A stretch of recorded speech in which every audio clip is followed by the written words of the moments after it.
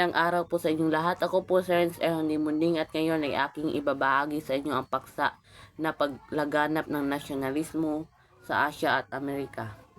Sa video ito ay ating tatalakayin ang tatlong mahalagang kilusan na nagpatunay ng diwa ng nasyonalismo. Ito ang modernisasyon ng Japan o Meiji Restoration, himagsikan sa South America na pinangunahan ni Simon Baltazar, at ang Back to Africa movement na pinamunuan ni Marcus Garvey. So bago ang lahat, ano nga ba ang nasyonalismo? Ang nasyonalismo ay isang matinding pagmamahal sa sariling bayan. Ito ay ang damdaming nagtutulak sa mga mamayan at ipaglaban ang kalayaan, karapatan at kultura ng kanilang bansa. Dahil dito, maraming mamamayan sa iba't ibang bahagi ng mundo ang nagkaisa upang lumaban sa mang-aapi at kolonyalismo. Ang unang halimbawa ng nasyonalismo ay makikita sa Japan sa panahon ng Meiji Restoration noong 1868. Dati ang Japan ay isang siradong bansa, ngunit nang maupo si Emperor Meiji, nagsimula ang malawakang modernisasyon. Bumukas ang Japan sa mga kaalaman ng kanluran, nagpatayo ng mga paaralan, industriya at pinalakas ang militar. Ngunit kahit sila'y umunlad, pinatili pa rin nila ang kanilang tradisyon na kultura. Ito ang dahilan kung bakit napakapangyarihang bansa sa Asya ang Japan. Ito ay isang halimbawa ng nasyonalismo na nakatuon sa pagpaunlad at disiplina. Ang ikalawang halimbawa ay mula sa South America na pinamunuan ni Simon Bolivar.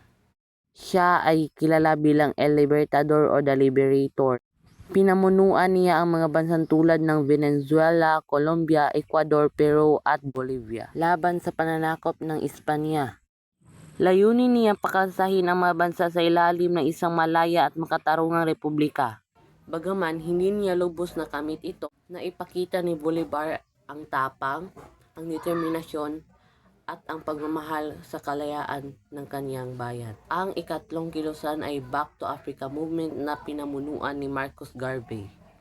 Layunin ng kilusang ito na hikayatin ang mga itim na Amerikano na bumalik sa Afrika at muling buhayin ang sariling kultura at dangal. Itinatag ni Garvey ang UNIA, isang sama na nagtaguyod ng karapatan at pagkapantay-pantay para sa mga taong may lahing Aprikano.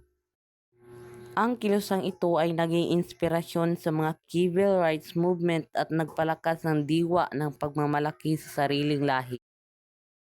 Ang tunay na nasyonalismo ay hindi nasusukat sa digmaan, kundi sa araw-araw na gawaing may malasakit sa bayan. Maraming salamat po sa panonood. Ako po si Renz Ernie Munding at ito ang aking ulat sa pagpapalaganap ng nasyonalismo sa Asya at Amerika. Yun lang po.